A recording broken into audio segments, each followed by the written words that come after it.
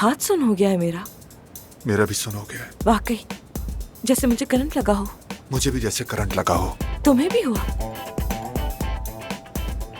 Vitamin B12 की कमी हो सकती है।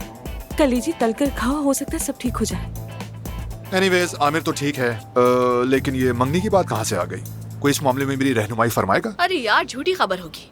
अगर ये खबर फैल गई तो अफसून हम पर गुस्सा निकालेगी और ऐसी बातों से सख्त नफरत करती है वो। हाँ भाई, मुझे क्या पता। हो सकता है कि खबर झूठी हो, लेकिन लगता है कि इसके पीछे कुछ तो सच्चाई है। वो आंखों के इशारे, जलीसी, टच किए बगैर बात ना करना, कुछ तो गड़बड़ है। कुछ भी नहीं है।